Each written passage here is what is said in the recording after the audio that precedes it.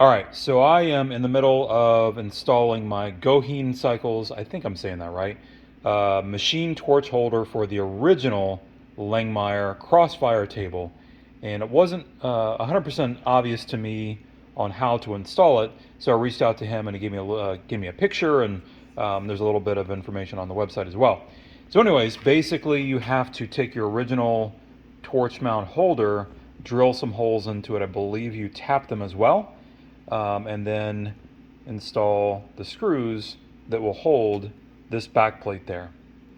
So your machine torch will be permanently mounted, quote unquote permanently mounted into this holder here, and then you can obviously, it's pretty strong magnets, which is nice, take it off of the mount to change out consumables, things like that.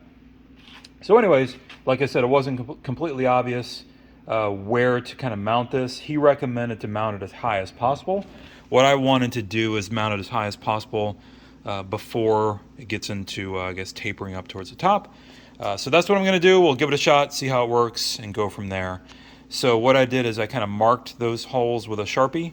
There's a little bit of play. You can go back and forth. So I tried to center it up as much as I could, square it up.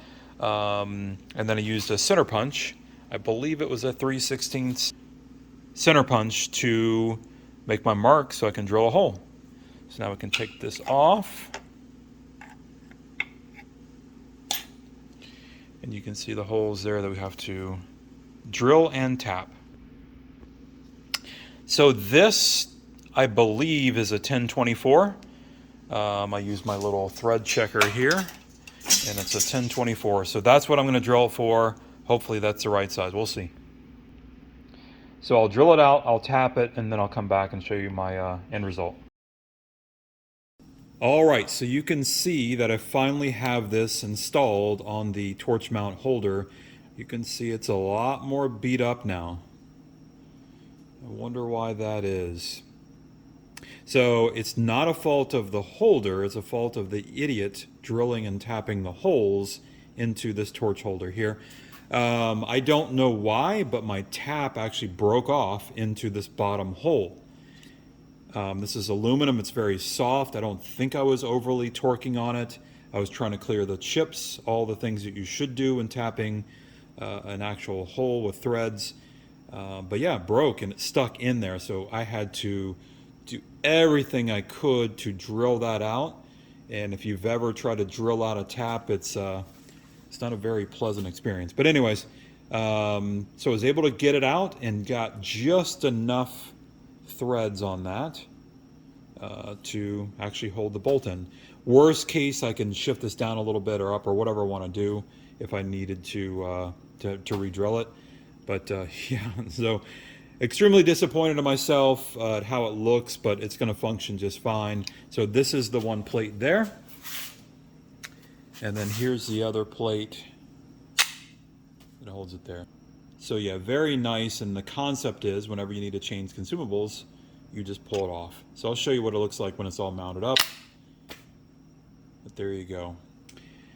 So yeah, just be careful. It's pretty easy to thread aluminum. I don't know what happened, but yeah, you should not have any issue. First hole went great, second hole, not so much. All right, so there you can see it's mounted on the machine. Pull it right off.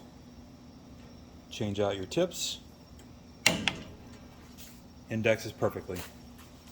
Really, really nice. So I have yet to cut anything, but so far I'm really happy with this holder.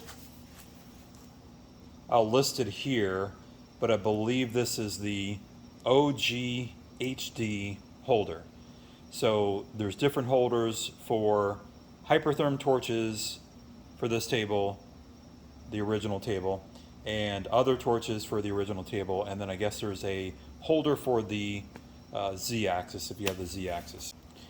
So yeah, like I said before, I have yet to even turn this table on, but it looks like a very well-made piece. He was very nice, very responsive when asking questions before I made the purchase. So so far, highly recommend. If I have any issues down the road, I'll post an update, but so far it looks like a really nice torch holder. Thanks for watching.